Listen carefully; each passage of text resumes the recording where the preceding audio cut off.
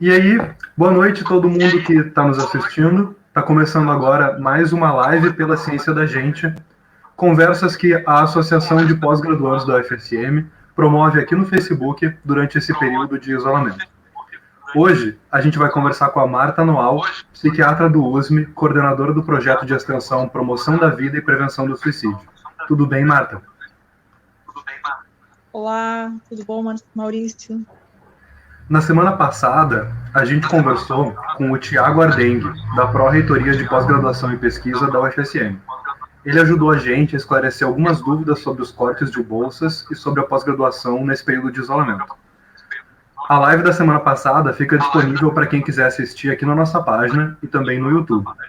Eu sou Maurício, sou discente do PPG em Comunicação no UFSM e estou aqui com os meus colegas da APG, a Marcela. E aí, Marcela, tudo bem? Olá, boa noite a todos e todas. E vamos lá, mais uma live. Estou com o Marcos também. E aí, Marcos? E aí, gente, boa noite. Hoje é um dia importante aí, tema bastante importante para nós. Mais uma live, vamos lá. E estamos também com a Stephanie. E aí, Stephanie? Acho que teu microfone ficou mudo. Não te ouvimos. Aí. Tá, agora sim. Boa noite, pessoal. Estamos ao vivo aí, vamos conversar. Bem-vindos. Hoje a gente também está com a Joilane e a Raquel, do Núcleo de Acessibilidade do UFSM. Elas vão fazer a interpretação em Libras da live de hoje. Durante a live, quem está nos assistindo pode ficar à vontade para fazer comentários, que logo a gente vai ler e responder eles aqui com a Marta. Nas últimas semanas, a gente circulou um formulário sobre a situação das e dos estudantes de pós. Muitas questões de saúde mental apareceram nesse formulário, e isso embasa um pouco da nossa conversa hoje aqui. O formulário ainda está aceitando respostas. É só procurar por ele aqui na página. Então, Marta, para iniciar a nossa conversa aqui hoje, eu queria te deixar bem à vontade para falar, especialmente sobre essa questão que a gente está enfrentando no momento agora. Ser pós-graduando já não é fácil e ainda se complica numa situação excêntrica. A gente queria muito te ouvir sobre isso hoje.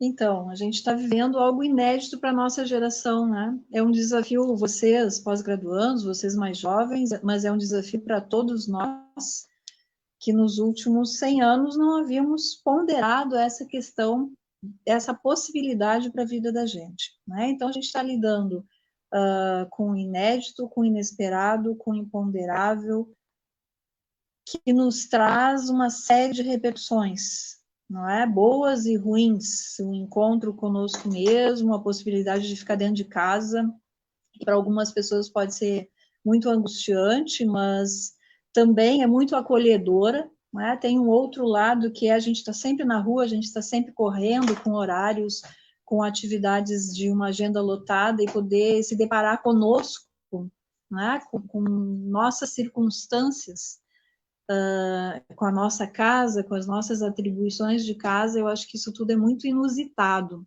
para bem e para mal, né? E eu acho que para bem e para mal para todo mundo, assim, tem alguns dias que para mim isso está sendo muito legal e alguns dias que está sendo muito mal, assim, muito angustiante.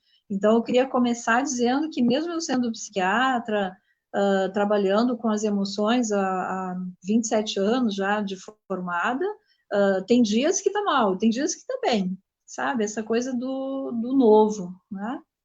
E aí eu estava tentando fazer um link, né? Nós vamos falar sobre coronavírus hoje, saúde mental em tempos de coronavírus. Hoje a gente vai falar sobre saúde mental na pós-graduação, estritamente esse tema.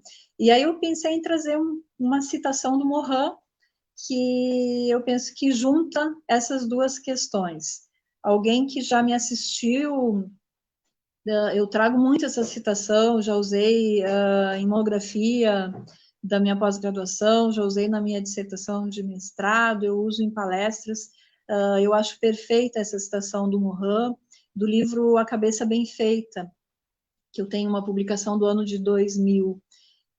Ele fala sobre, contextualizando essa frase que eu vou trazer, ele está falando sobre os saberes fragmentados, compartimentalizados, né? Essa dificuldade de integração das ciências, das disciplinas, da interdisciplinaridade, e a frase que eu recortei só um pedacinho que nos cabe para esse momento seria: há realidades ou problemas cada vez mais polidisciplinares, transversais, multidimensionais, transnacionais, globais, planetários. Né? Frente a essa fragmentação dos saberes, a gente está cada vez mais fragmentado, mas os problemas são cada vez mais complexos. Na verdade, esse é o resumo assim, do que ele estava falando nesse momento do texto. E nada tão atual, né? O ano 2000, estou trazendo uma citação pelas referências acadêmicas, já é uma citação ultrapassada, né? Fazendo uma crítica ao modelo acadêmico atual, que tudo para além dos últimos 5 anos não serve mais, mas mesmo sendo uma citação de mais de 20 anos atrás, eu penso que não há nada mais atual do que a gente pensar num problema planetário, né? Para ser um pouco mais, brincar um pouco com a situação. A gente está vivendo uma pandemia, ou seja, é um termo que eu que estudei medicina na década de 80 e 90, eu nunca, né, eu conheci esse termo só como conceito mesmo, né, eu nunca vivi isso, e agora a gente está com um problema desse montante. Então, para começar, né, trazer Morin para nos ajudar a pensar nos problemas, na complexidade da vida, vamos dizer assim. Excelente, muito obrigado, Marta. Excelente. Eu queria pedir, acho que talvez o Marcos ou a Marcela lembre das reuniões da APG, que a gente começou a planejar sobre a ideia de falar sobre saúde mental na pós-graduação, ainda no final do ano passado. Não sei se vocês querem mencionar um pouco sobre isso. Sim, porque desde a formação da chapa, né, quando a gente começou a nos organizar, é um tema que acaba surgindo sempre, né? Mas, ao mesmo tempo, a gente buscou pensar isso com uma perspectiva também de entender a universidade como, para falar em complexidade, né, como uma parte de um todo complexo, de um todo, que é a sociedade em que a gente vive. Então, por vezes, a gente tenta encontrar também na universidade ou no espaço acadêmico uma certa cuidado, e de fato, um certo cuidado com a saúde mental que a gente não vê em grande medida também na sociedade como um todo, né? E isso é uma coisa que nos implica muito na pós-graduação, em vista, eu penso assim, muito com relação com esse curto período de tempo entre o processo de uma formação do mestre, do doutorando, logo termina o doutorado, é um processo muito rápido, de muita velocidade, em que tu tem que produzir, por vezes a tua pesquisa não tem uma relação com aquilo que tu queria de fato. É muito comum a gente ouvir colegas dizer assim, eu pesquiso isso porque foi a forma que eu consegui para ter uma bolsa. Não é bem o que eu gosto. Então tem vários elementos que vão afetando e que por vezes a gente não pode deixar de levar em conta nesse processo de formação pelo qual a gente passa. Porque a cobrança que vem por vezes parece que diz respeito ao simples fato de tu tem que cumprir tu tem 4 anos para terminar teu doutorado, 2 anos para terminar teu mestrado. Não importa como. Vocês entendem? Então são questões que nos afetam, né, gente? E que por vezes nos fazem fraquejar em alguns momentos, o que é natural, eu penso, inclusive. Mas com o Covid, com agora a pandemia, a quarentena, muitas mais questões vêm aparecendo do ponto de vista da solidão, do ponto de vista da incerteza no futuro próximo ou no futuro ainda um pouco mais distante. São questões que potencializam aquilo que já vinha acontecendo na pós-graduação. E por fim, assim, acho que o tema mais importante é que a gente entende que esse processo de pressão pelo qual passa a pós-graduação também, e que origina o debate de hoje, diz respeito a uma estrutura de uma sociedade e que as pessoas são vistas em grande medida como mercadoria. E o conhecimento também é tratado como tal. E isso faz com que a gente se distancie, de fato, de relações que importam, como, por exemplo, um processo de produção de uma tese de doutorado. Talvez o processo seja muito mais importante que o produto final. Não que o produto final não seja importante, mas a gente acaba tratando tudo numa velocidade mercadológica. Então era mais ou menos nesse tema, nesse monte de questões assim que a gente vem pensando. Porque afeta nossos colegas, muita gente nos chega. A gente já teve caso, inclusive, de gente que desiste de curso, que entra em depressão por cobranças que não dizem respeito àquilo que ela imaginava para si, que entram com uma vontade muito grande e depois essa vontade desaparece durante o processo. Então são essas questões, assim, já me alonguei demais, mas são tudo isso que tem nos feito pensar sobre o tema da saúde mental e o cuidado com a saúde mental, né?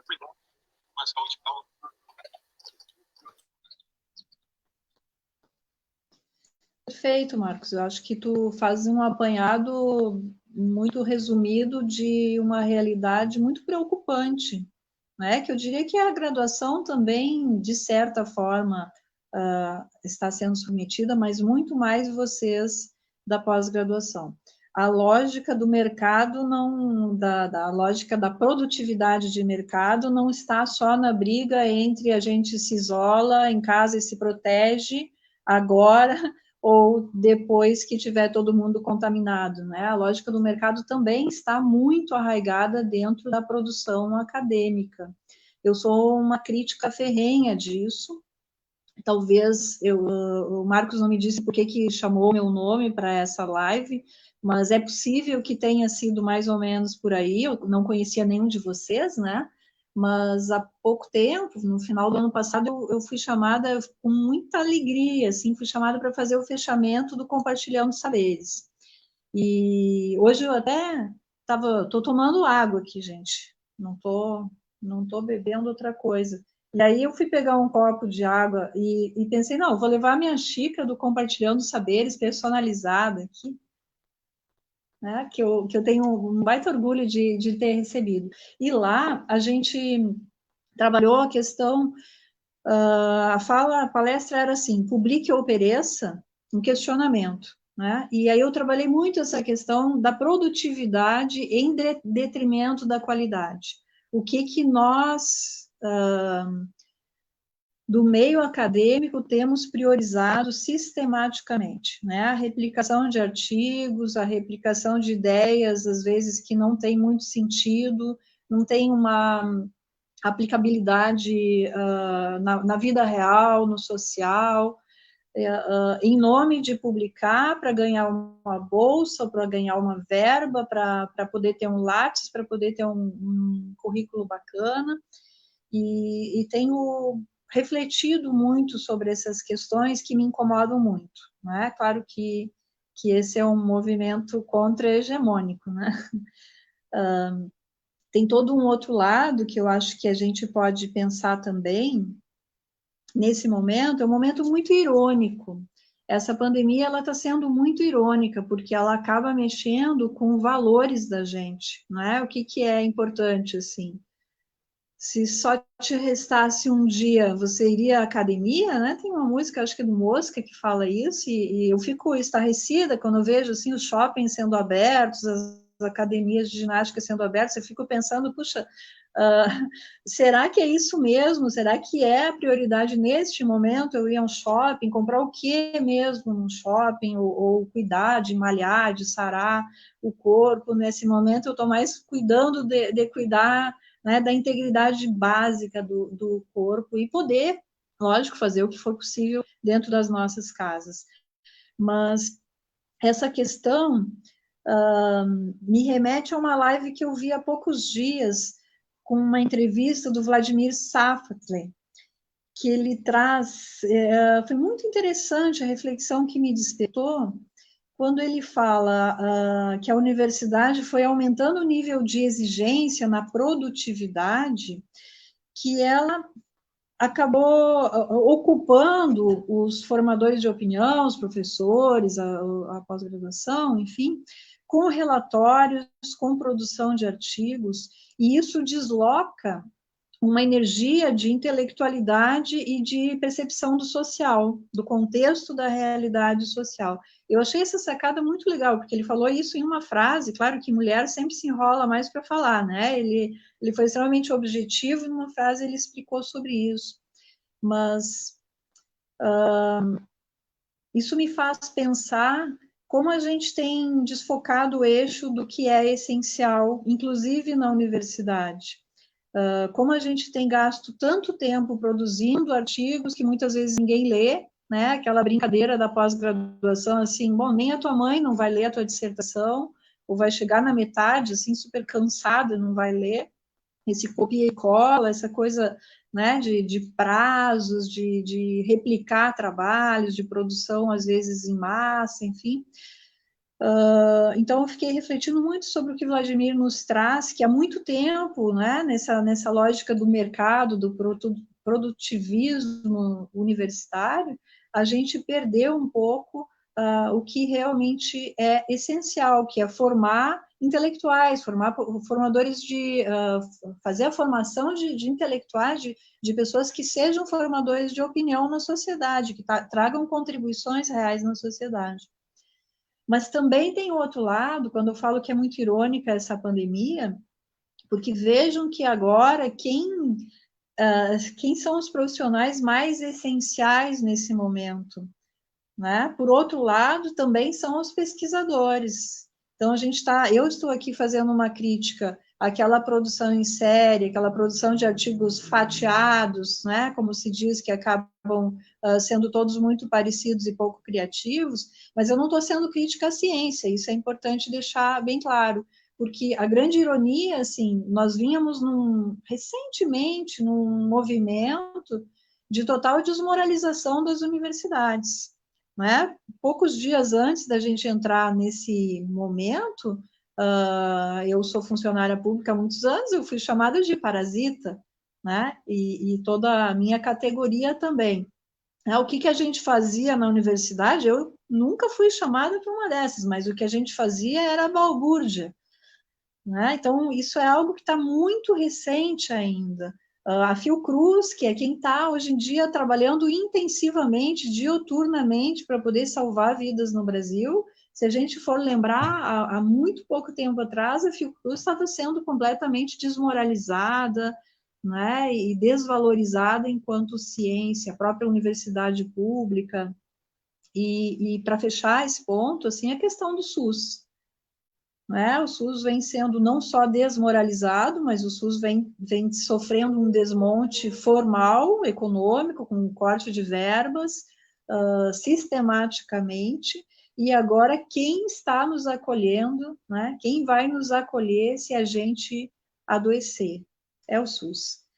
Então, eu acho que essa pandemia nos traz muito medo, traz isolamento, traz solidão, mas ela traz uma oportunidade que eu espero, eu não sou tão otimista, assim, que tudo vai mudar, que todo mundo vai ficar bom daqui uns dias, né, mas vai virar uma pessoa mais legal, estou falando nesse sentido, mas é uma grande oportunidade da gente refletir sobre os nossos valores, do que realmente é essencial na vida, né? Saúde, lucidez, uma saúde pública, ou inteligência, né? O que é mais legal? Eu ter meus músculos sarados ou eu poder ter um pouquinho mais de uma visão ampliada, uma visão de mundo mais aberta, né? Vale mais eu ter 200 papers publicados ou eu poder saber ter a habilidade de passar 5 semanas dentro de casa e não enlouquecer, né? De poder ter recursos, ferramentas, um instrumental íntimo, interno, que me permita gerenciar uma vida mais simplória, mas ao mesmo tempo organizada e feliz, né? Dentro do possível.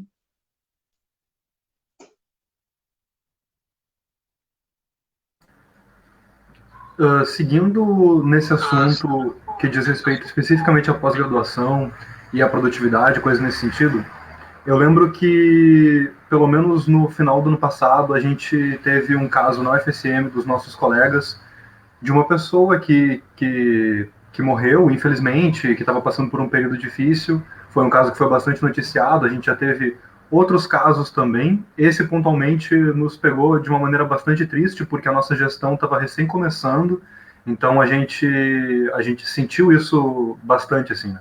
E, infelizmente, é o tipo de coisa que razoavelmente mais comum do que apenas um caso. Eu não sei nem exatamente quais são os termos mais adequados para falar sobre o assunto, né?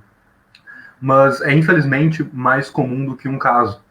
E eu queria que a professora, que a Marta falasse, por favor, para a gente, sobre como, tanto enquanto pessoas, quanto colegas, e no caso, tendo essa ideia de que, né, o principal público das lives aqui são colegas nossos discentes, que às vezes estão não só precisando de ajuda eles mesmos, mas também são as únicas pessoas com quem um colega pode contar com ajuda, um colega que, por exemplo, não está acostumado a pedir ajuda ou coisas assim, e também que, né, são pessoas que indiretamente se relacionam com professores, e talvez, porque não, professores também estão nos assistindo, que eu gostaria de saber, assim, o que a gente tem de mais atual nessa discussão de saúde mental em ambiente acadêmico, no que diz respeito à produtividade, no que diz respeito a exigências e coisas do tipo, e que tipo de cuidado a gente pode e deve priorizar entre nós. E, assim, eu sei que não existe resposta rápida para esse tipo de coisa, né? Não existe chave para esse tipo de coisa, mas a título mesmo de aconselhamento, assim, se é que é possível isso, seria muito legal te ouvir um pouco, levando em consideração que pessoas que podem estar precisando estão nos ouvindo. Uhum. Oi? Oi, vocês estão me ouvindo? Isso. Sim, estamos. Tá. Uhum. Legal tu me perguntar isso, porque abre uma parte bem prática, né, que a gente pode contribuir. Muitos cuidados. Eu acho que esse é um momento que a gente está tendo que se reinventar, né? E começando a falar de modo geral, todos nós estamos precisando nos reinventar nesses últimos dias aí e sermos muito criativos, né? Em todos os sentidos, assim, vamos pensar criatividade para organizar o nosso dia de forma saudável, de forma que nos traga um bem-estar, né? Então, eu diria que a primeira coisa é dentro de cada pessoa, né? Essa resposta, eu acho que eu vou dividir ela, como se cuidar, o autocuidado, como se cuidar na questão mais social, entre pares, né, o cuidado dos pares, e como a gente pode cuidar institucionalmente, também tem algumas informações para passar para vocês. Então, a criatividade, eu acho que é a primeira coisa, assim. A questão de, bom, tu tem um instrumento musical em casa, vai aprender, vai fazer um barulhinho aí, vai tocar, né? Tem um vasinho, tem terra, vai plantar, vai cantar, vai dançar, vai achar o que gosta de fazer e não estava conseguindo ou não sabia, vai fotografar dentro de casa. Tem um amigo fotógrafo que ele tem proposto algumas estratégias, assim, fotografa uma relíquia que tu tens em casa e posta, né? Então, o grupo das relíquias, o grupo o que tu tem de vivo dentro de casa, são plantas, são animais, então ele fez lá um álbum da natureza, da nossa natureza restrita de hoje. Então, achei extremamente criativo isso, né? Então, as estratégias internas são essas. Tu gostas de cozinhar, vai descobrir novas receitas. Claro, vou bater no molhado, assim, a questão do contato com outras pessoas também, começando a sair desse lado mais do autocuidado, né? Fazer contato. Hoje em dia, quase todo mundo, felizmente, está interconectado, né, por algum telefone que seja, então poder não descuidar disso, né? Ainda na questão pessoal, eu acho que manter uma certa rotina, eu sempre detestei rotina, mas agora ela está me sendo útil, sabe? Acordar, higiene, mudar roupa, se pentear, se ajeitar um pouquinho, como a gente faz sempre, né? O fato de estar em casa, não fica de pijama o dia todo, não fica escabelado, porque isso vai baixando a autoestima, a gente vai se sentindo adoentado, né? A sensação de estar adoentado quando a gente não tá, sim, a gente pode estar desfrutando desse momento de forma mais legal. Então, acho que isso tudo são formas. Agora, se tem pessoas que estão nos escutando que não estão legais, que estão em adoecimento psíquico, tudo isso vai ser um pouco mais difícil, né? Eu estou aqui com uma cebola brotando, e aí eu ando curiosa, porque eu tô com uma vontade de plantar essa cebola. Como é que vai ser isso? Será que eu vou plantar uma cebola e vai nascer uma cebola? Né? E eu ainda não existo, mas eu ainda vou fazer.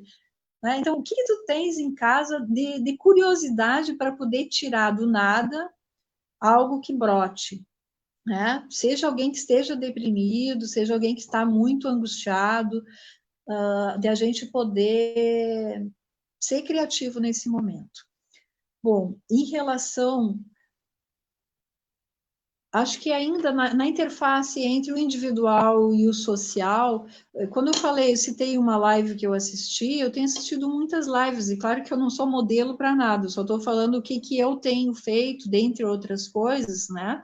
Mas eu tenho otimizado muito o meu tempo, assim, enquanto eu fico lavando louça, eu fico assistindo aulas, palestras, eu fiz um curso online, e é uma forma de a gente não estar sozinho. Semana passada, eu tive uma reunião virtual, num grupo que me mobilizou tanto, assim, eu vi amigos, tinha uma pessoa dos Estados Unidos, várias de São Paulo, que são contatos de trabalho, assim, eu fiquei numa felicidade de encontrar rostos amigos, né, fazia tanto tempo que eu não via rostos amigos, e aquilo acho que ajuda, sabe? Então, fazer lives com amigos, ou para ouvir música, tem pérolas da música que a gente está sendo brindados, né, eu até recomendaria. Eu assisti ontem o show da Zélia Duncan, uma live que é de uma delicadeza, né? E ela fala da importância dos artistas, que também vinham sendo desmoralizados sistematicamente, a cultura e a arte. Então, é uma delicadeza assistir aquele show e poder entender que ela também não está legal, né? Que ela está ali em alguns momentos aflita, ansiosa, em outros momentos ela está bem. E falando disso, falando da Zélia Duncan, falando de mim, eu queria dizer que eu acho que é muito saudável a gente dizer que às vezes não está bem, nesse momento em especial. Né? Esses dias, num grupo de amigos, alguém disse, gente, eu não estou nada legal. E aí eu respondi assim, que bom que tu falou isso. Né? Pode ser uma coisa meio maluca, mas é coisa de psiquiatra, assim. Porque senão ficam só as piadinhas, né? Vem os memes, as piadinhas, que às vezes são muito necessárias, elas nos aliviam também do pandemônio, né? Porque a gente tem a pandemia e o pandemônio, então eu acho que as piadas nos aliviam muito disso. Mas que bom também poder, em algum momento, alguém sinalizar assim, eu não estou legal, né? E isso nos propiciar que a gente dê um pouco mais de atenção para aquela pessoa, ou mesmo dizer, ela também, não sou só eu. Né? Então, quando eu falo desse cuidado entre pares, bom, o pessoal da casa estudante, né? Eu estava lendo que tem muita gente ainda, né? Tem centenas de estudantes que ainda estão na casa e que vão ficar na casa esse período. Será que dá para fazer alguma coisa criativa na casa entre uma janela e outra?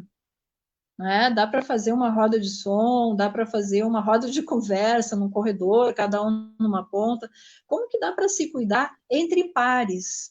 E quando eu falo em pares, é porque a minha contingência é mais parecida e eu vou ter mais em comum, né? A questão da comunidade, com uma pessoa que é meu par, com uma pessoa que tem algumas identificações comigo, ou porque mora na casa do estudante, ou porque também é pós-graduando, ou porque também tem filho pequeno em casa e tem os temas da escola que não param de chegar e a gente tendo que dar conta disso. Quer dizer, quem são os meus pares para esse assunto?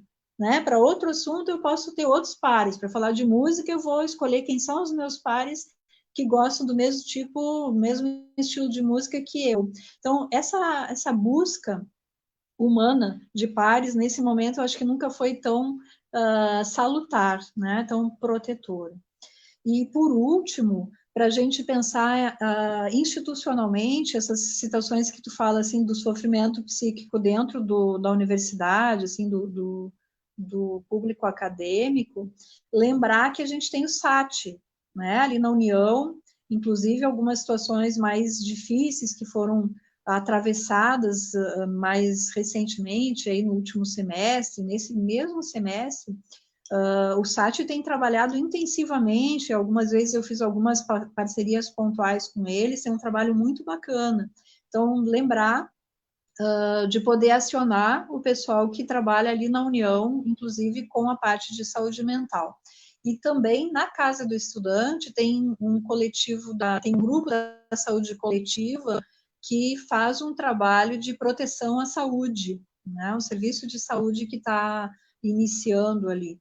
Então, também é um recurso institucional da própria UFSM que tem trabalhado nesse sentido. E aí eu já incluiria vocês também, né? Incidentalmente, pontualmente, eu penso que esse programa de hoje é uma promoção de saúde mental na pós-graduação, né? Focada, 1 hora e pouco e tal, mas às vezes uma fala de alguém que possa se identificar naquilo que está sendo falado pode salvar uma vida. Né? Eu falo isso porque me chamam muito para lá e para cá, nesse projeto que eu trabalho de promoção da vida e prevenção do suicídio, e as devoluções que a gente tem ao final das rodas de conversa, das palestras, dos grupos, muitas vezes é assim, né? De pessoas que estavam muito mal e que ouviram alguma luz, né? Numa conversa, numa roda, numa troca de experiência. Uma luz, um caminho que elas possam seguir a partir dali. Uhum.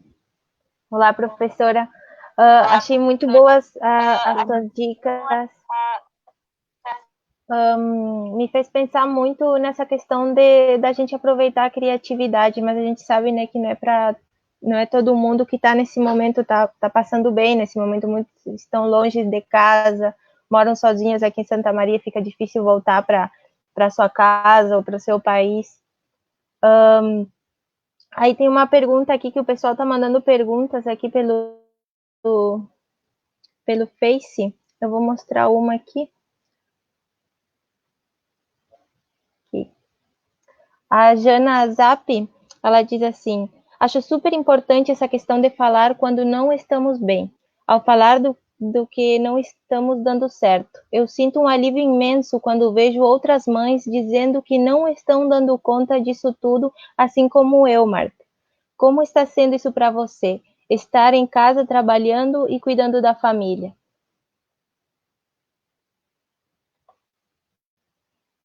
É muito importante essa questão da Zana, que hoje mesmo eu li uma notícia do jornal que, no geral da sociedade, não só nós estudantes, quem adoece mais são as mulheres que ficam em casa. Que está tendo mais questões de saúde mental, que se sentem mal, são as mulheres, questões de ansiedade e tal.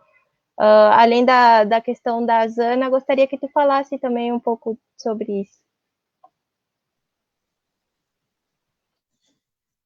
Oi, Jana, que legal tu tá aí também, né? A Jana também tem filho pequeno, então é um desafio a mais para a gente, mas eu acho que tudo na vida tem dois lados, né? Ou pelo menos dois lados, certamente bem mais que isso. Estar vivendo uma quarentena com filho pequeno é um desafio muito grande, para mim também, né? Eu tenho procurado a todo dia criar um evento, assim, ou eu ou a família criamos um evento, assim, vamos fazer um piquenique na sacada. E aí a gente leva a mesinha, ou a gente faz uma jogatina, como eu chamo, né? Uno, Ludo, qualquer coisa, assim, jogo de memória, mas cada dia tentar fazer uma coisa diferente, né? Um dia a gente faz bolo, outro dia fizemos brigadeiro. Para mim são desafios, né? Passar muito tempo na cozinha, para mim, é um desafio. E é onde eu mais tenho passado nos últimos dias. Mas é sofrido, ao mesmo tempo é sofrido. Mas eu participo há muitos anos já de WhatsApp, de grupo de pais, e aí a gente vê todos os movimentos, né, de preocupações, de aflições, que às vezes são muito diferentes umas das outras e às vezes muito semelhantes. E alguém no grupo falou assim, será que as crianças vão perder o ano? É uma preocupação que eu acho muito relevante, né? A minha filha está se alfabetizando agora na primeira série. Será que eles vão perder o ano? Eu entendo que tem essa pergunta daria um programa inteiro, né? Tem um custo todo de uma escola ao longo de um ano que a gente continua pagando, e vamos voltar para os jovens, para os estudantes, tem um custo todo do aluguel para aqueles que não conseguiram voltar para a casa das suas famílias, ou não conseguiram voltar para o seu país, como a Marcela está lembrando, não é nem ali para Agudo, para Restinga, não, é para um país estranho, muitas vezes, é muito, muito angustiante tudo isso. Mas será que a gente vai perder o ano na universidade? Será que a minha filha vai perder o ano de escola? Não sei, né? Não sei, eu acho que não. Acho que não. Eu sou de um tempo que a gente vivia greves de meses na universidade e não se perdia férias, perdia o verão e tal, mas não se perdia o ano. Mas a minha ideia veio imediatamente na minha cabeça frente a essa pergunta, assim, mas eu estou ganhando um ano, né? Se continuar tudo bem em termos de saúde, e tentando ser um pouco egoísta, né? Porque em alguns momentos, depois eu quero um tempinho para falar sobre luto, assim. Mas se a gente, falando agora, será que nós vamos perder o ano, Jana, né? Tu com teu filho, eu com a minha e tantas outras pessoas, vocês estudantes com seus semestres, com a sua bolsa, a dissertação já marcada, a defesa com data marcada, a formatura marcada, será que a gente vai perder tudo isso? E aí eu fiquei lembrando de um termo que a gente não usa aqui no Brasil, que é um tempo sabático, né? Um termo que não é da nossa cultura, mas prontamente quando eu li assim, não, eu não vou perder o ano, eu estou aqui curtindo a minha filha de manhã, de tarde, de noite, né?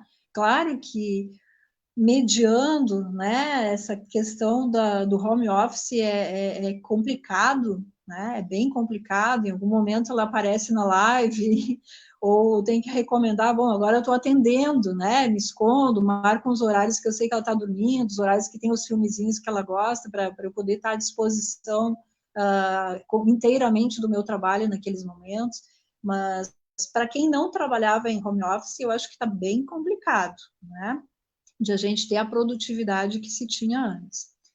E aí eu já toco numa outra questão, que é o balanço, que é o equilíbrio entre produtividade e improdutividade. E eu acho que aí eu já posso entrar numa questão que me toca muitíssimo, assim. A gente tem que tentar ficar bem, mas a gente não pode negar que nós estamos vivendo um luto planetário, né? E eu tenho muita clareza disso, assim. São milhares de pessoas morrendo por dia, né? 1 milhão de pessoas, enfim, né? Não vamos entrar em números, até para a gente não ficar se entristecendo mais. Mas existe um luto, independente de que na minha casa não morreu ninguém, na minha família, no meu entorno, entre meus amigos, entre os meus pares. É inegável que essa situação nos deixa muito mobilizados e às vezes não tem como tu produzir o artigo do mestrado que tu estava planejando ou um dos capítulos do doutorado que tu achou que nesse mês de quarentena, esse período de isolamento tu ia produzir, ou o teu orientador acha que tu vais conseguir produzir, né? A gente está sendo atravessado por uma notícia, por um impacto, por uma tragédia, né, mundial. Então, em alguns dias a gente pode até ser criativo e conseguir, né? E quando vocês me perguntaram o que fazer para se cuidar, eu acho que a gente tem que ser criativo. Mas lembrando que nem todo dia a gente vai ser criativo, não. Vai ter muitos dias que a gente não vai conseguir ser criativo, não vai ser produtivo, né? E a gente vai ter que superar aquele dia. E tomar um banho, se alimentar, e tentar dormir, tentar acordar, independente disso, assim, porque se a gente entrar nessa negação da realidade, isso vai ficar muito perigoso, né? Em vários sentidos, assim. inicialmente o perigo de, bom, se eu negar, eu vou sair para a rua e vou me expor e vou expor outras pessoas. Mas mais a longo prazo é porque o luto, ele tem um tempo. E enquanto a gente estiver entre pares vivenciando o nosso luto, a gente pode ligar para qualquer amigo nesse momento e compartilhar algumas coisas que vão ser compreendidas. Mas se eu passar todos esses dias negando o que está acontecendo, só brincando e só fugindo da realidade com algum outro recurso, né? Esse luto pode pesar depois, quando a gente se der conta, assim, poxa, mas o mundo não é como, né? Eu estou voltando para uma realidade, eu achei que tudo ia ser igual, que tudo ia ser legal de novo, e o mundo mudou, né? Eu estou caindo de maduro num mundo que não é mais aquele que eu deixei antes de estar aqui. Então, eu acho que a gente tem que estar bem situado também, né? Com os pés no chão, assim. Eu aproveito, assim, falou uma questão da realidade, né, professor? Que eu acho que é muito importante, assim, e aí fazendo uma relação entre o indivíduo como micro, né, e, por exemplo, o objeto de estudo como macro. Por vezes eu ouço colegas que dizem assim, eu preferia não saber o que eu sei. Talvez eu fosse mais feliz, sabe, sei lá. E falando da universidade, às vezes a gente, por exemplo, de uma pesquisa, e eu sou lá da área da educação, e começo a estudar, por exemplo, no tema da minha pesquisa, o ensino superior no Brasil, né? Políticas públicas para o ensino superior. E a gente vai entendendo o que implica no desgaste das universidades públicas, o que do ponto de vista macro afeta o cotidiano das universidades, e isso também implica na nossa vida pessoal, porque tu olha para isso, se sente mal, consegue inclusive ver os limites que estão impostos pela sociedade, pela realidade em si. Mas eu fico me perguntando, eu acho que é mais para provocar a nossa discussão aqui, né? Como que se potencializa esse momento a partir do objeto de estudo mesmo? Porque, como eu digo assim, a gente, quando está trabalhando, lidar com objetos concretos, está falando da realidade, ou do nosso âmbito aqui está falando de educação, alguém está falando lá de um estudo sobre política, outro está estudando algo da biologia, mas em grande medida está inserido num processo de olhar para a realidade, mas também tratar das suas questões pessoais, muito singulares. Como que se potencializa isso? Porque como tu falava ali, assim, tem muitos colegas nossos que estão sozinhos agora. O cara mora em outra cidade, está preso às vezes num quarto, dividindo com outros colegas, ou num AP pequeno, ou num kitnet em algum lugar solitário, e tem que lidar com isso, porque tu olha o mundo, esse monte de coisa acontecendo, e aí andando na pesquisa e tudo mais, e essa questão singular, a minha questão é mais no sentido de como se potencializar, sabe, não se botar mais para baixo, tendo em vista o que já vem fazendo. Bom, estou numa pesquisa, como me potencializo olhando para essa realidade, pensando em solidão, em todas essas questões que estão postas aí. Mas, ao mesmo tempo, a gente tem que criar mecanismos de potencialização, de ter força, de conseguir se manter firme, apesar de tudo. Não que tem que ser uma obrigação ser firme, né? Olha, eu acho que é através da resiliência que a gente está sendo obrigado a desenvolver ou a ampliar, né? Quem já tinha está tendo que ampliar e quem não tinha vai ter que desenvolver. A gente vive, até poucos dias atrás, uma cultura absolutamente narcisista, né? Que a gente tinha que fazer para ter o que postar. Não é? A foto parece que é mais importante do que o momento, assim. Então, bom, o que eu vou postar hoje em dia? Tá mais difícil de postar agora, né? E eu acho que a gente vai ter que buscar recursos internos e poder fazer um apanhado mais ampliado. O que tu falou me fez lembrar, assim, que tem biólogos falando coisas geniais, tem educadores falando coisas geniais, tem sociólogos, antropólogos, músicos. Talvez seja um momento que a gente mais tem que fazer sínteses agora, sabe? Tu assistir a entrevista do Ítalo Yamarino e perdeu o sono uma noite inteira, né? Quando ele fala no Roda Viva ali, a situação né, um cientista super respeitado dentro da biologia do Brasil, que eu não conhecia, né, para mim foi extremamente impactante ouvi-lo. E, ao mesmo tempo, tu ouve um sociólogo, tu ouve um pensador, tu ouve um filósofo, tu ouve alguém das artes, faz uma visita a um museu, através da internet, e é poder fazer as sínteses, né? Mas, ao mesmo tempo, a gente tem um cuidado. Quer dizer, eu acho que eu não fechei o meu pensamento anterior ali, quando falava de ter uma criança em casa.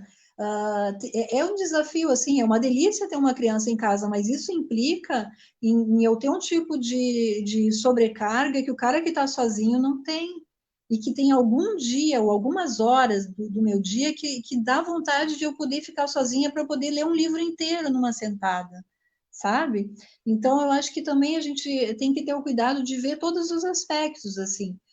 Tem pessoas que não estão sozinhas, que estão entre 14 numa casa pequenininha e que estão lá, né? Imagina, e as crianças vão para a rua e né, a gente vê aquelas cenas da televisão e fica penalizada. Então, como que é o isolamento sozinho? É muito solitário, ele pode ser muito angustiante. Como é o isolamento com uma criança? É ter que brincar com a criança quase o dia inteiro. Ou como é o isolamento com duas crianças? É ter que apartar a briga das crianças o dia inteiro. Como é com 10 pessoas dentro de uma casa? É fazendo fila para ir no banheiro.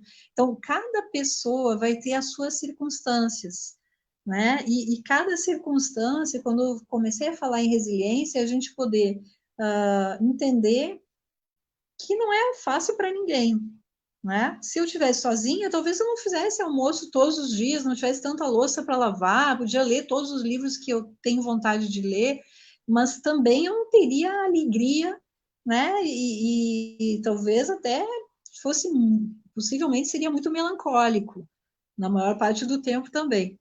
Então, a gente entender que são recursos internos que cada um vai poder buscar. E aí, juntando um pouco com a saúde mental na pós-graduação, tem uma frase que eu gosto muito, que diz assim, que a minha vida não cabe no lápis. Né? Vocês devem conhecer essa frase, e eu acho que nesse momento, pensando no mundo acadêmico, especialmente na pós-graduação, é uma frase que diz tudo, né?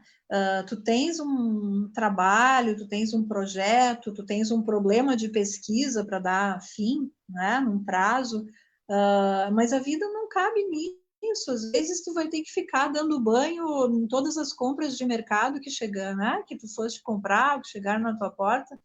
Isso leva horas. Então não cabe, sabe? Quantos artigos vocês vão produzir nesse meio tempo aí para mostrar para o orientador de vocês? Eu não sei, né? Alguns, como defesa interna, inclusive, talvez produzam muito e vai ser extremamente legal. E outros não produzam nenhum. E os professores vão ter que respeitar isso, que a gente não vai conseguir, né? A primeira onda ali, a primeira semana do isolamento, eu achava muito irônico as pessoas, né, os posts, as pessoas, os memes falando assim que a gente iria arrumar todos os armários. Poxa, como que é isso? Né? Na primeira semana a gente está recido com algo assim do imponderável, né? de um medo da integridade física ser perdida. Eu não vou conseguir arrumar os meus armários, eu não vou ter cabeça para isso. Eu passei a primeira semana tentando alertar as pessoas, e até eu pensava assim, bom, isso vai para o meu relatório, vai para a minha chefia, assim. Eu passei literalmente disparando informações que me pareciam mais sensatas e mais sérias para dizer, fique em casa.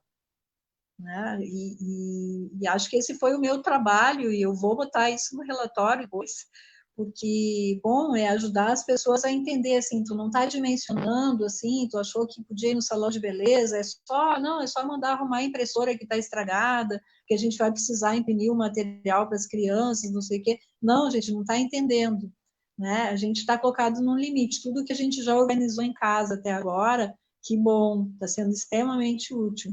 Mas aquilo que estava faltando agora está extremamente carente, né? Se tinha alguma encrenca dentro de casa que tu não deu vazão, assim, aquela TV velha que tu não habilitou porque não usava mais, né? Que está lá na cozinha e tal. Poxa, como está fazendo falta agora, né? Então, enfim, eu estou falando até de preocupações muito pequeno-burguesas, né? Porque a nossa realidade é bem mais embaixo, né? A gente está também pensando que tem gente que está faltando comida para comer, né? Que está faltando o que é mais básico, assim, que eu acho que também é importante lembrar, né? Ah, eu estou sozinho. Eu entendo, mas talvez a gente poder pensar que as privações sempre podem ser maiores do que aquelas que a gente está vivenciando, né? Ah, tá, a bolsa que a universidade está conseguindo dar na casa de estudante é muito pequena, lógico, é muito pequena, né? Dá para um arroz, feijão básico ali, economizando todo dia, compartilhando com outros colegas. Bom, mas é isso, está chegando uma bolsa, tem pessoas que ainda não conseguiram receber o seu benefício, não conseguiram vender o seu picolé na rua hoje, ontem, e estão passando fome. Então, é isso, acho que é a gente tentar desenvolver a nossa habilidade, as nossas habilidades internas, especialmente de tolerância à frustração, de resiliência, que são coisas que a gente não vinha muito habituado a ter que desenvolver, né? Eu quero, eu posso, eu quero, eu tenho, eu quero, eu mostro. A gente tinha, até pouco tempo atrás, um mês atrás, uma cultura muito hedonista, né? Da busca e da obtenção do prazer a qualquer preço. E hoje em dia a gente vai ter que fabricar o nosso prazer, né? Que vai ter que sair de dentro da gente mesmo. Queria falar uma questão, a gente tem mais duas perguntas aqui. Ouvindo essa tua fala, me fez muito pensar, assim, dos colegas que a gente tem na universidade. Caso, sei lá, criar esse... Como a gente sabe que aquele mundo que a gente conhecia, ele não vai ser mais da mesma forma a partir dessa pandemia, agora, esse momento que a gente vive. Eu pensei muito de por que não tentar perguntar, fazer um grupo com os colegas, perguntar como está aquele colega, tentar fazer esse esforço de comunicação, assim, de mudar certos hábitos que a gente sabe que a universidade, assim, o mundo acadêmico, ele é muito competitivo. E aí talvez pensar sobre isso e tentar mudar certos hábitos, eu acho que é muito importante nesse momento, pensar esses velhos hábitos, assim, mais nessa questão que a gente está agora, por exemplo. Aí eu tenho duas perguntas aqui que o pessoal enviou aqui. A primeira é do Leno Gonçalves. Eu vou tentar juntar as duas perguntas aqui. Leno Gonçalves pergunta assim: na sua opinião, o governo federal e o Ministério da Saúde estão realizando um bom trabalho na área da saúde mental e etc? E a outra pergunta é do Lionel William. Qual será o papel possível das artes e dos artistas no processo pós-coronavírus? A arte salvará o que restou?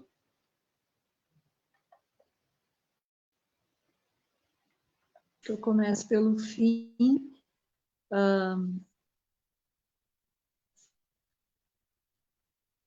Eu espero que sim. Eu não gravei o nome de quem perguntou sobre a arte e os artistas. Eu espero que sim. Laino. Espero que sim, Laino. Né? Assim como agora está aparecendo como o SUS é fundamental, como as universidades são fundamentais, agora está aparecendo também como a arte é fundamental. Né? E cada um para a sua arte. Pode ser arte do grafite, pode ser arte do hip hop, enfim, né? A minha arte é outra, a arte que eu me alimento, digamos, mas qualquer arte, eu penso que é alimento para a gente, né? Tem esse... Quando eu falei da Zélia, ela faz uma citação que já vinha rolando na internet há um tempinho atrás, quando ela falava: tire os quadros da parede, deixe tudo branco, né? Você acha que a arte não é importante? Desliga o rádio do seu carro, não ouça mais música, não, enfim. Né? Então, eu penso que eu sou muito, talvez até uma pessoa que vá dar uma opinião um pouco assim suspeita, porque eu me alimento muito da cultura. Eu preciso de música, especialmente de música, de cinema, eu preciso de arte para viver, assim.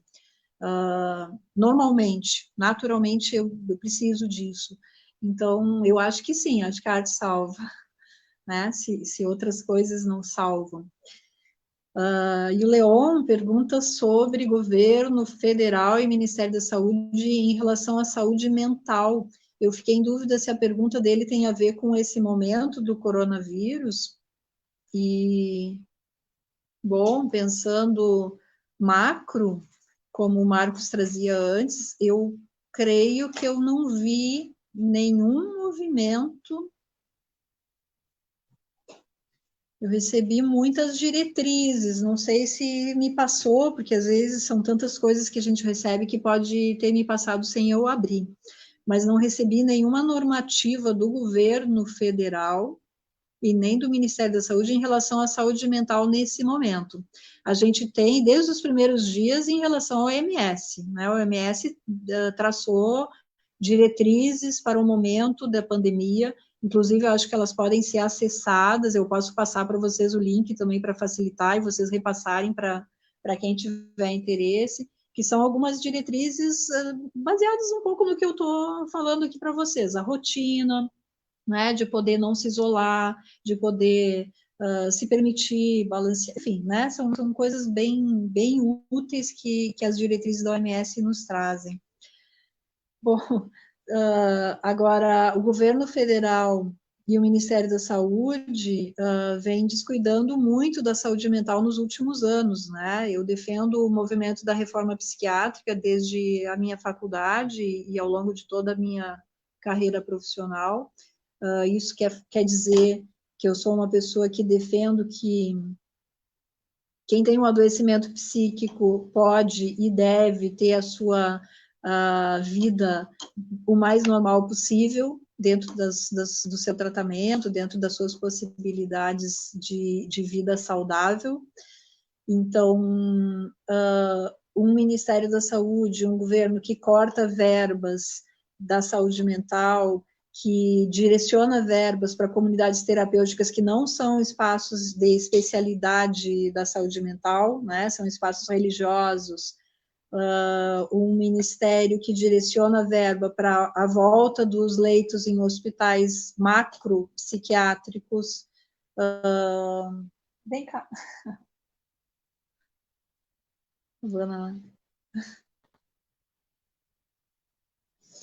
Então, eu sou muito crítica a esse modelo, e não é nem ao último, ou o ministro da vez, digamos assim, nem ao penúltimo, né, nem ao antepenúltimo, mas a gente vem com muitos problemas em relação ao governo federal quanto à saúde mental, porque o modelo vinha desde a década de 70, né, fortaleceu mais nos anos 80, um modelo de humanização da saúde mental, né, de saída dos hospitais psiquiátricos, um tratamento mais dentro do território da própria pessoa, mais comunitário, aí com o surgimento dos CAPs, né, os Centros de Atenção Psicossocial, a partir da década de 90, a expansão dos CAPs com toda uma rede de atenção psicossocial, com a RAPS, que é a rede, né, essa RAPS que a rede de atenção psicossocial, com os NASFs, os núcleos de atenção psicossocial. Agora, faz o quê? Poucos meses, 2, 3 meses, que os NASFs foram desabilitados pelo governo federal. Então, como é que a gente faz isso, né? NASF é o núcleo de apoio dentro das próprias comunidades, para que na estratégia de saúde da família tenham profissionais que façam o matriciamento da saúde mental, não para atendimento direto, né? Não adianta colocar um psicólogo em cada posto de saúde para atender, vai encher a sua agenda e não vai conseguir dar conta. Mas um psicólogo, um outro profissional da área de saúde mental, pode ser da enfermagem, pode ser da fisioterapia, pode ser de uma outra área, que vai fazer matriciamento, que vai fazer como que uma consultoria para que a equipe da saúde mental daquele posto, daquela estratégia de saúde da família, possa dar conta das contingências de saúde mental do próprio território, né? E esse governo cortou as verbas para a NASF. Então, eu vejo, assim, de uma forma muito preocupante. E eu vou aproveitar, e eu quero deixar explicitado, se é que ainda não explicitei aqui, a questão do isolamento social, né? Eu defendo a rebeldia de ficar em casa. Eu li algum texto, não lembro mais a autoria, recentemente, que a vida toda os rebeldes iam para a rua, né? Eles iam se manifestar nas ruas, eles iam provocar mudanças culturais, sociais, toda a contracultura foi feita num movimento de exteriorização. E hoje é exatamente o oposto, né? Talvez hoje os rebeldes são os que estão em casa, quietinhos, podendo lidar com as suas circunstâncias, enfim, e não sair para a rua. Então, essa polarização medonha, né, medonha no sentido assim de nefasta, que a gente tem visto no país, entre abertura, né, e fechamento, ou proteção, ou verticalidade, horizontalidade, assim, eu não consigo conceber isso. Eu penso que no momento a gente está vivendo uma situação, um fenômeno maior do que todos nós, e que ele tem que nos deixar aquietados. Depois, se a gente sobrevive, a gente vê o que faz, né, dentro do possível, ou vai fazendo dentro do seu possível, de forma protegida. Marta, a gente está chegando no fim da nossa conversa. Eu queria deixar um espaço agora, né, livre para a senhora comentar alguma coisa que acredite que seja importante, ou algo que escapou das nossas perguntas, ou alguma outra diretriz, algum outro comentário que a senhora queira fazer, por favor. A gente não tem limite de tempo aqui, a live é ilimitada. Acho que a gente quer muito te ouvir, então pode ficar à vontade. Eu queria deixar uma dica. Pode não funcionar para muita gente, está funcionando para mim. Um diário da quarentena. E aí vai para ti, Jana, também, essa dica. Sabe que uma das coisas que me despertou a fazer o diário da quarentena, quando essa guriazinha aqui, lá nos primeiros dias, me disse, mãe, a gente não brincou, tu não brincou nada hoje comigo. E eu havia feito uma série de ações ao longo do dia que eu entendia que eu tinha brincado com ela, mas para ela ficou que não brinquei. Então, eu a partir dali comecei a anotar algumas coisas, até para mim, para eu poder refletir, será que eu realmente não brinquei nada com ela hoje? Poxa, eu fiquei só envolvida com outras ações? E isso tem me organizado muito, sabe? Até para aliviar culpas. Por exemplo, o dia que eu não consigo fazer nada de home office, do meu trabalho da universidade, eu dou uma olhada lá e eu vejo o que eu fiz de almoço naquele dia, sabe? O que rolou, assim. E aí tem lavar roupa, passar o pano na casa, o almoço, a gente brincou disso, daquilo, daquele outro, né? Eu vi notícias, eu repassei algumas coisas relevantes, eu atendi algumas pessoas virtualmente, que eu tenho feito esse trabalho também.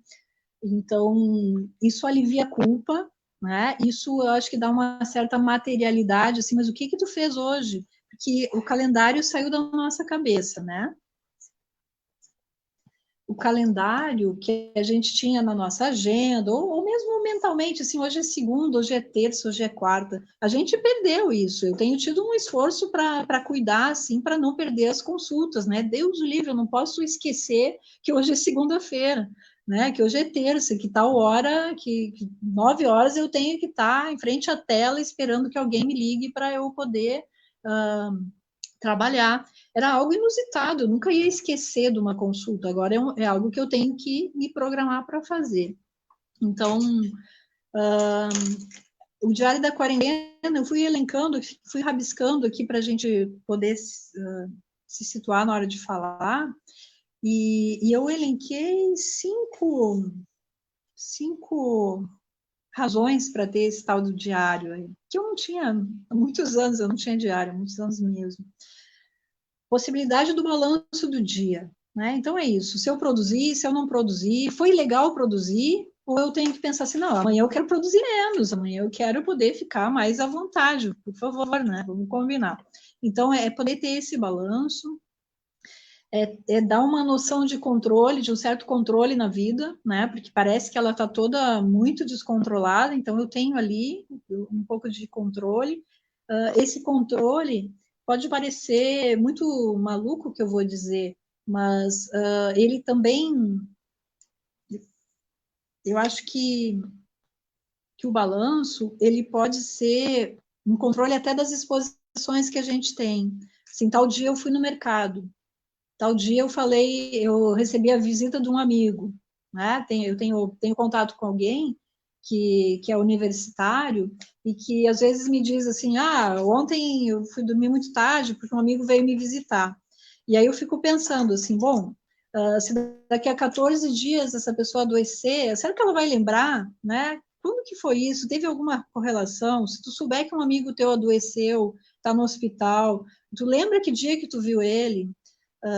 Tu fizeste algum tipo de exposição perigosa? Eu acho que até uma questão de saúde a gente poder anotar. Hoje aconteceu tal coisa, hoje eu recebi tal visita, hoje chegou na minha casa algo novo que pode estar contaminado. Isso é uma coisa quase maluca, né? Em outros tempos a gente falaria de obsessividade, né? Quem sabe até um toque, um transtorno obsessivo compulsivo. Hoje é assim, bom, chegou na minha casa um rancho, bom, ali pode ter, em cima desse rancho pode ter a contaminação, pode ter a doença, então a gente tem que lavar tudo, né? Então, até para isso controlar.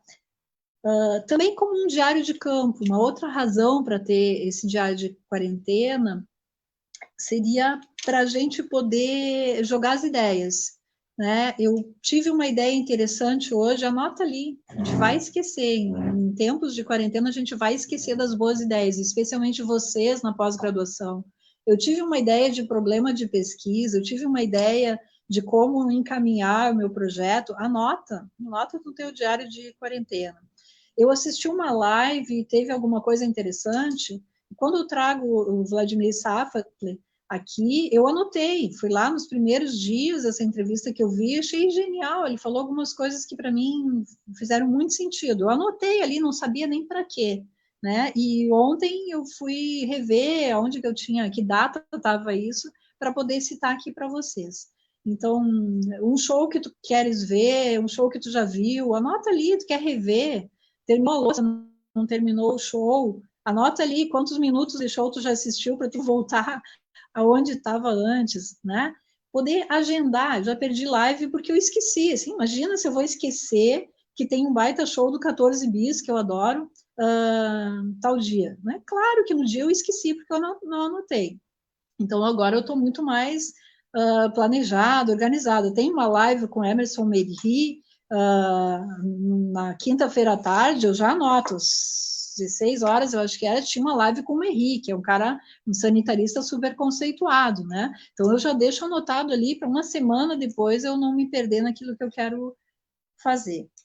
A outra utilidade desse diário é realmente assim como um relatório, como um material de informação para os relatórios que a gente vai ter que fazer. Vocês vão ter que fazer relatórios para os seus orientadores, provavelmente. Eu tenho que fazer relatórios para o EFSER da minha produtividade.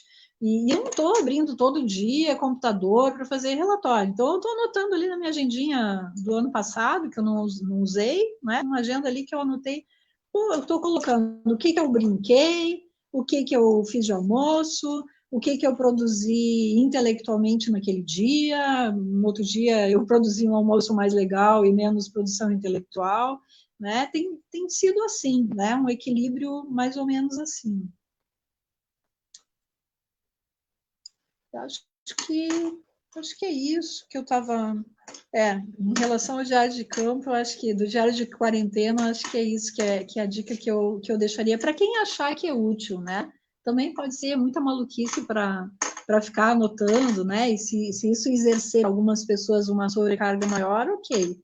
né? Para mim, até quando estou meio sem ideia de almoço, vale dar uma olhadinha, assim, faz tanto tempo que eu não faço um estrogonofe, olha aqui, ó, esse dia foi legal. Certo. Muito obrigado, professora. Foi muito, muito bom conversar contigo hoje. Muito obrigado a todo mundo que assistiu a live aqui com a gente.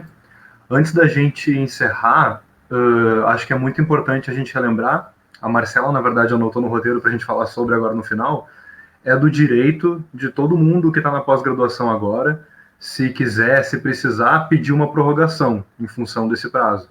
E se tiver com dificuldade para dialogar, por exemplo, com a orientadora ou com o orientador, pode contar com a APG para ajudar a mediar isso.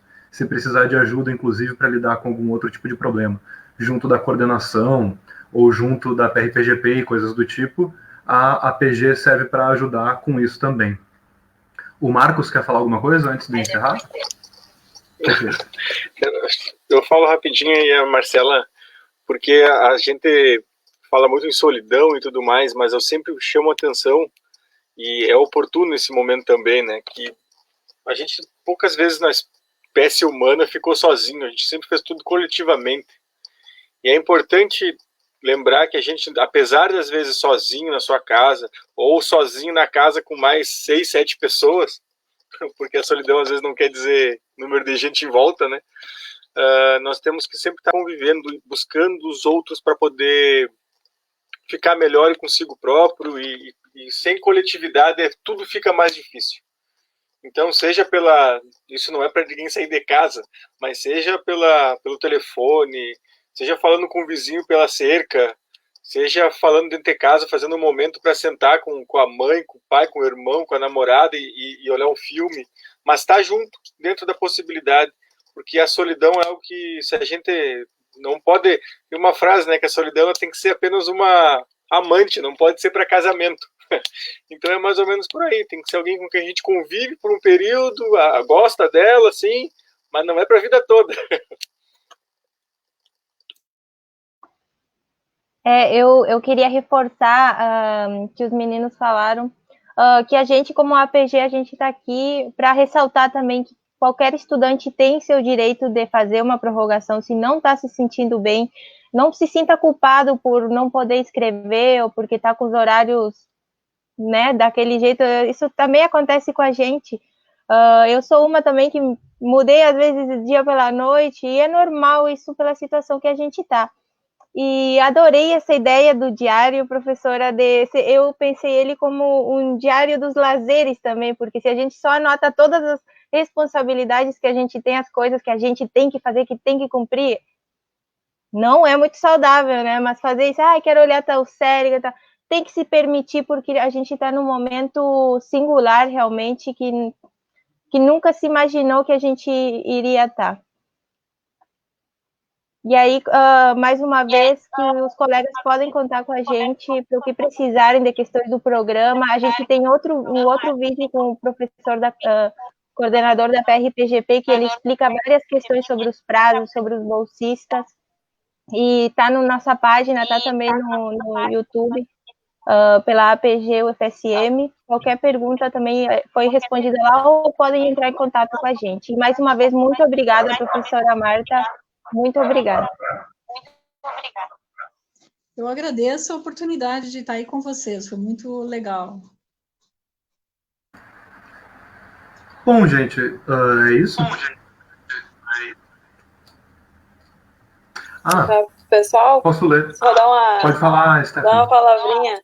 Eu vou dar uma visão de, né, como eu estou também no segundo ano do doutorado, tem a qualificação agora pela frente, tem todas aquelas atividades, né, que nós, pós-graduandos, temos que fazer, né, escrever, pesquisar, é montar gráfico, é montar, né, o seu projeto e tal. Então, nesse momento, na pandemia, né, a gente fica, às vezes, não está tão ruim, porque nós estamos tendo tempo, né, para nos dedicar a isso, mas também, às vezes, cola o tédio, né, de, mas eu estou fazendo isso, e em cima, então...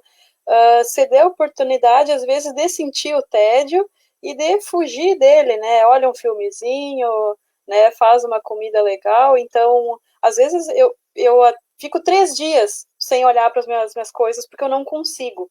E eu estou me permitindo isso, né? Então, respiro fundo, não tenho que fazer, volto, vou lá, dou mais uma pegada. Então, a gente está tendo que aprender a conviver com vários sentimentos.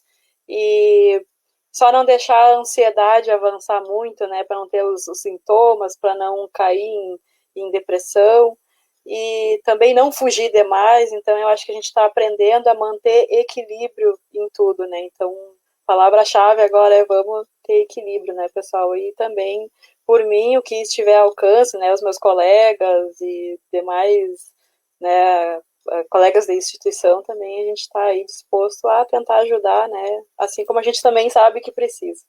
E era isso. Lembrar uma questão que eu tinha pensado em falar e não falei. Saúde mental é equilíbrio. É isso.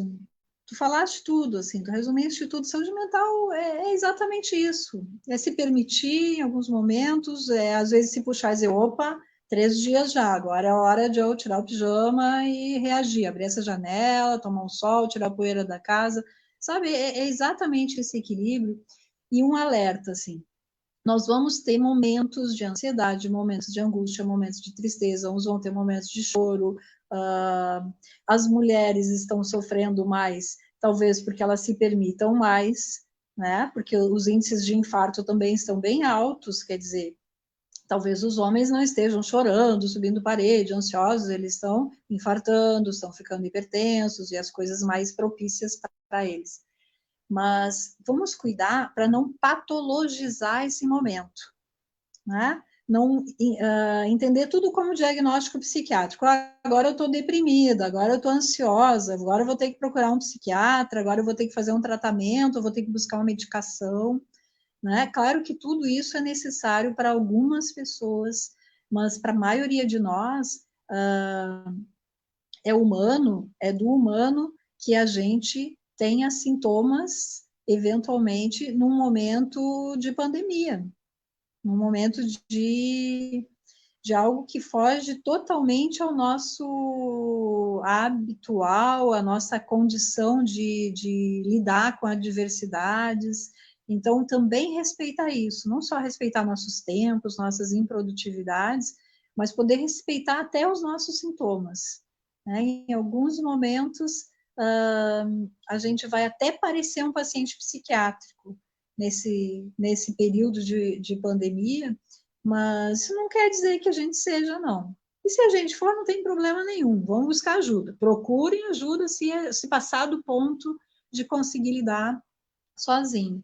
Mas é normal a gente sentir medo, a gente acordar os nossos demônios. Tem um amigo que viu, o Luciano, está na pós-graduação, viu o cartaz que vocês divulgaram, e aí ele disse, então, os fantasmas estão tomando chá na sala, né? Falando de uma forma geral, eu acho que não é na sala dele, é nas salas, né? Os fantasmas acordaram e foram tomar chá. Então é isso, né? É verdade, as salas estão cheias de fantasmas, cada um com os seus fantasmas.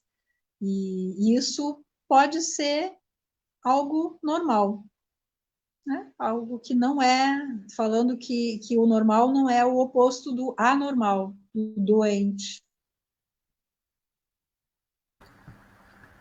É isso. Muito, muito obrigado, Marta. Muito bom conversar contigo. A nossa live pela ciência da gente de hoje vai ficando por aqui.